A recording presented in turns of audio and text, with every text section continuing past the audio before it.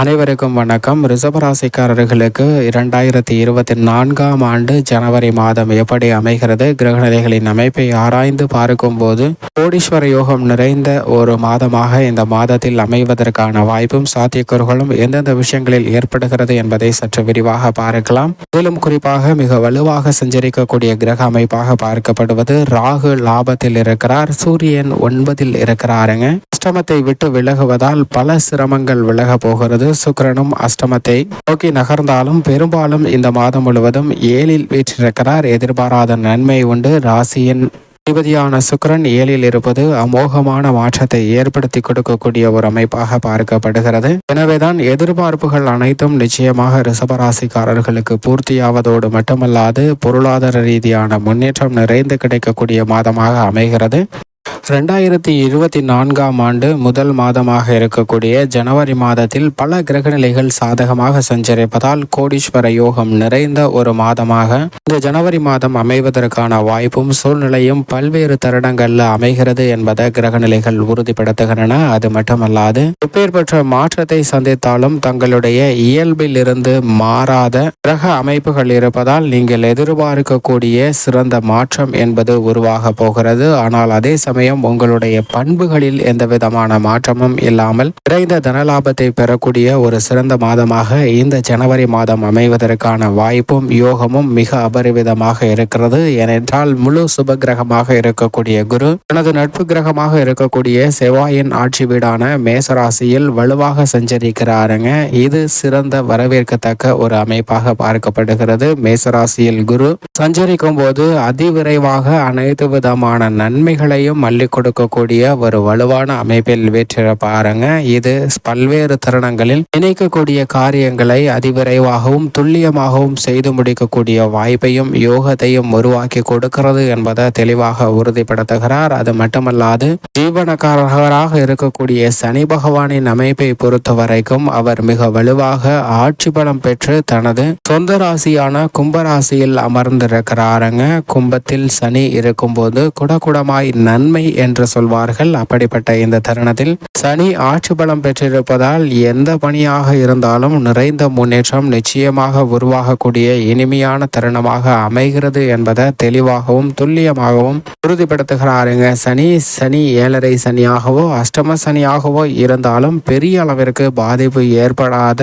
ஒரு சிறந்த தருணமாக அமைவதற்கான வாய்ப்பை இந்த தருணத்தில் கும்பராசியில் வீற்றிருப்பதால் மிக அபரிவிதமான முன்னேற்றத்தை ஏற்படுத்தி கொடுக்கக்கூடிய ஒரு வலுவான அமைப்பில் சனி ஆட்சி பலம் பெற்று சஞ்சரிக்கிறாருங்க.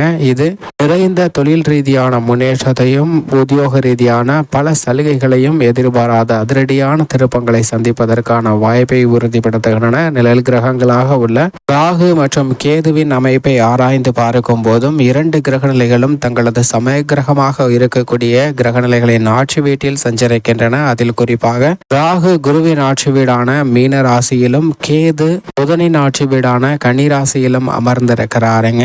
இது நல்ல ஒரு மாற்றத்தை ஏற்படுத்தி கொடுக்கக்கூடிய அமைப்பாக பார்க்கப்படுகிறது. நிழல் கிரகங்கள் நிஜ வாழ்க்கையில் பல்வேறு தருணங்கள்ல முன்னேற்ற வாய்ப்பை நிறைந்து கொடுக்க போகிறது. அது மட்டுமல்லாது குரு தனது நட்பு கிரகமான செவ்வாயின் ஆட்சி வீடான மேசராசியில் அமர்ந்திருப்பது போல் செவ்வாய் தனது நட்பு கிரகமாக இருக்கக்கூடிய குருவின் ஆட்சி வீடான தனுசு ராசியில் அமர்ந்திருக்கிறாருங்க. இது பல்வேறு வகையில வரவேற்கத்தக்க ஒரு அமைப்பாக பார்க்கப்படுகிறது. அது மட்டுமல்லாது குருவின் சுப பார்வை செவ்வாயின் மீது அதீதமாக கிடைக்கக்கூடிய இந்த தருணம் பல்வேறு விதமான நன்மையும் முன்னேற்றத்தையும் அள்ளி கொடுக்கக்கூடிய ஒரு இனிமையான தருணமாக அமைகிறது என்பதை தெளிவாகவும் துல்லியமாகவும் உறுதிப்படுத்துகிறாருங்க. அது மட்டுமல்லாது முதன்மை கிரகமாக இருக்கக்கூடிய சூரியன் இந்த மாதத்தின் முற்பகுதியில், அதாவது ஜனவரி மாதத்தின் முற்பகுதியில் தனுசு ராசியிலும் பிற்பகுதியில் மகர ராசியிலும் சஞ்சரிக்க போகிறாருங்க. சூரியனுடைய இந்த அமைப்பு வாழ்வில் இன்பம் பிறப்பதற்கான வாய்ப்பையும் பொங்கல் எப்படி பொங்கி வருகிறதோ அது போன்று செல்வ செழிப்பு நிறைந்து கிடைப்பதற்கான வாய்ப்பும் கோடீஸ்வர யோகம் நிறைந்து கிடைக்கக்கூடிய இனிமையான தருணமாக அமைய போகிறது என்பதை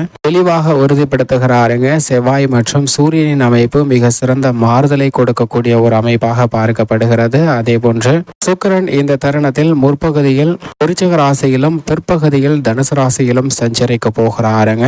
புதனின் அமைப்பை பொறுத்த வரைக்கும் இந்த மாதத்தில் 3 இடத்தில் சஞ்சரிக்க போகிறார். விருச்சிக ராசியிலும் தனுசு ராசியிலும் மகர ராசியிலும் புதன் சஞ்சரிக்க போகிறாருங்க. புதனின் அமைப்பு பல்வேறு விதமான மாறுதலை நிறைந்து கொடுக்கக்கூடிய ஒரு அமைப்பாக பார்க்கப்படுகிறது. சந்திரனை பொறுத்த வரைக்கும் அஷ்டமத்தில் 2.5 தினங்கள் சஞ்சரிப்பார். அந்த தருணத்தில் மட்டும் விழிப்புணர்வுடன் இருக்க வேண்டும். மற்ற தருணங்கள் சாதகமாக அமையும். அதே சமயம் உங்களுடைய பண்புகள்ல மிகப்பெரிய அளவுல சிறந்த முன்னேற்றம் கிடைக்கக்கூடிய மாதமாக அமைய போகிறதுங்க. உதாரணமாக ஒரு பூனை ஒன்று இருக்கிறது. அந்த பூனையை ஒரு நபர் காதலிக்கிறாருங்க. பூனையின் மீது அளவற்ற அன்பும் அளவற்ற காதலையும் வெளிப்படுத்துகிறார். நான் திருமணம் செய்து கொண்டால் இந்த பூனையை தான் திருமணம் செய்து கொன்றுவேன் என்று அடம் பிடித்து தன் தந்தையிடம் செல்கிறாருங்க. தந்தையிடம் சென்று எனக்கு எப்படியாவது இந்த பூனையுடன் திருமணம் செய்து வையுங்கள் என்று சொல்கிறார். அதற்கு தந்தை அப்படி என்றால் நான் ஒரு விஷயம் செய்கிறேன் என்று இறைவனிடம் பிரார்த்திக்கிறாருங்க.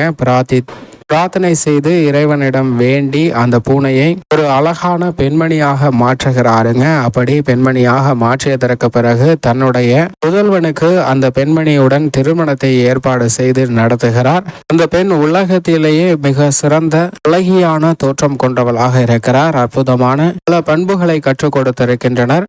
அந்த தந்தைக்கும் மகனுக்கும் மகிழ்ச்சி அளிக்கக்கூடிய ஒரு அமைப்பாக பார்க்கப்படுகிறது. ஆனால் அதே சமயம் திருமணம் நடந்து கொண்டிருக்கக்கூடிய வேளையில் மணவேடையில் அமர்ந்திருக்கும் போது அந்த மணமேடைக்கு அருகாமையில் ஒரு எலி இங்கிருந்து தாவி குதித்து செல்வதை கண்டவுடன் அந்த மணப்பெண் அந்த எலியை பிடிப்பதற்காக ஓடி விடுகிறாருங்க. இதுதான் நம்மளுடைய வாழ்க்கையில் யதார்த்தமான ஒன்றாக பார்க்கப்படுகிறது. நாம் எப்படிப்பட்டவர்கள், நம்மளுடைய குணம் எப்படிப்பட்டது என்பதை அந்த சூழ்நிலையானது வெளிப்படுத்துகிறது. அதே போன்றுதான் இந்த தருணத்தில் நம்மீது மற்றவர்களுடைய பாசம், அன்பு இல்லை, வெறுப்புதான் அதீதமாக இருந்தாலும் மற்றவர்கள் மீது இருக்கக்கூடிய அன்பு, குடும்ப உறுப்பினர்கள் மற்றும் உறவினர்கள், நண்பர்களிடம் இருக்கக்கூடிய அன்பு உங்களின் பண்பை மாற்றாத ஒன்றாக பார்க்கப்படுகிறது. அவர்கள் எவ்வளவுதான் துரோகம் செய்தாலும் அவற்றை மன்னித்து அவர்களுடைய முன்னேற்றத்திற்காகவும் செயல்படக்கூடிய ஒரு சிறந்த மாதமாக இந்த ஜனவரி மாதம் அமைய போகிறதுங்க. எனவேதான் கிரகநிலைகளின் அமைப்பு இப்படி இருப்பதால் கோடீஸ்வர யோகம் நிறைந்த ஒரு மாதமாக இந்த ஜனவரி மாதம் அமைவதற்கான வாய்ப்பும் யோகமும் மிகவும் அபரிவிதமாக உள்ளது.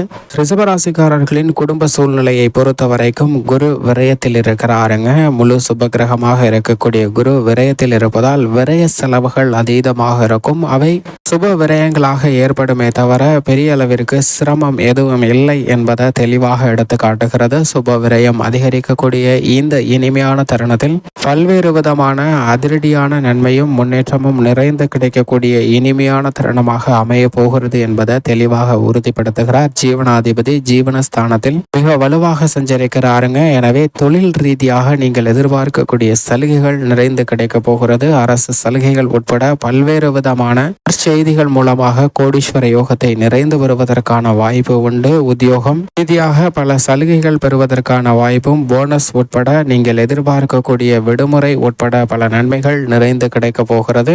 நிழல் கிரகமாக உள்ள ராகு கேதுவும் வலுவாக சஞ்சரிப்பதால் அனைத்து விதமான சிரமங்களும் இல்லாமல் நல்ல லாபமும் முன்னேற்றமும் நிறைந்த யோகம் நிறைந்த ஒரு அமைப்பு நிச்சயமாக ரிஷபராசிக்காரர்களுக்கு உருவாகக்கூடிய ஒரு தருணமாக அமைகிறது என்பதை தெளிவாக உறுதிப்படுத்துகின்றன. பஞ்சமஸ்தானத்தில் கேது இருப்பதால் எதிர்பார்ப்புகள் நிச்சயமாக பூர்த்தியாகும். ஆனால் செவ்வாய், மங்களகாரகன் என்று சொல்லக்கூடிய செவ்வாய் அஷ்டமத்தில் இருக்கிறார். எனவே திருமணம் உள்ளிட்ட பல சுப நிகழ்வுகளை திட்டமிடும் போது சற்று விழிப்புணர்வுடன் இருங்க. பெரிய அளவிற்கு சிரமம் இல்லை என்றாலும் சில எதிர்பாராத சின்ன சின்ன தடையை சந்திப்பதற்கான வாய்ப்பு உண்டு என்பதை மங்களகாரகனான செவ்வாய் உறுதிப்படுத்துகிறாருங்க. புதிய நிலம், வீடு வாங்குதல் உட்பட பணிகளிலும் சற்று விழிப்புணர்வுடன் இருக்க வேண்டும். சூரியனின் அமைப்பை பொறுத்த வரைக்கும் மாதத்தின் முற்பகுதியில் அஷ்டமத்தில் சஞ்சரித்தாலும் பிற்பகுதியில் அவர் பாக்கியஸ்தானத்தில் நுழைகிறார். எனவே நல்ல நன்மையும் முன்னேற்றமும் நிறைந்து கிடைக்கும். சுக்கிரன் இந்த தருணத்தில் மாதத்தின் முற்பகுதியில் 7ஆம் இடத்தில் விற்றிருக்கிறாருங்க. ராசியின் அதிபதி 7இல் இருப்பது எதிர்பார்ப்பை பூர்த்தியாகும். புதிய வாய்ப்புகள் நிறைந்து கிடைக்கும். வருமானத்தை உயர்த்தி கொள்ளக்கூடிய வகையில் தனலாபம் நிறைந்த ஒரு மாதமாக அமைவதற்கான வாய்ப்பு அமைப்பை உறுதிப்படுத்துகிறார். புதனும் சாதகமாக சஞ்சரிக்கிறார். ராசியின் ராஜயோகாதிபதியாக இருக்கக்கூடிய சந்திரன் அஷ்டமத்தை தவிர மற்ற தருணங்களில் நிறைந்த நன்மையை நிச்சயமாக ரிஷபராசிக்காரர்களுக்கு கொடுப்பார். மேலும் இந்த தருணத்தை சாதகமாக மாற்றிக்கொள்வதற்கு நிச்சயமாக உடற்பயிற்சி மற்றும் மனப்பயிற்சியை மேற்கொள்ளுங்கள். அதாவது தியானம் போன்ற மனதை வலிமைப்படுத்தக்கூடிய பயிற்சியை மேற்கொண்டால் நல்ல பலன்கள் நிறைந்து கிடைக்கும். மேலும் சாதகமாக மாற்றிக்கொள்ள வாரத்தில் வியாழக்கிழமை விரதமிருந்து அருகாமையில் உள்ள நவகிரக சன்னதி சென்று தீபம் ஏற்றி வழிபாடு செய்யுங்கள். நிறைந்த நன்மையும் முன்னேற்றமும் உங்களுடைய வாழ்வில் இனிதாக கிடைக்கும்.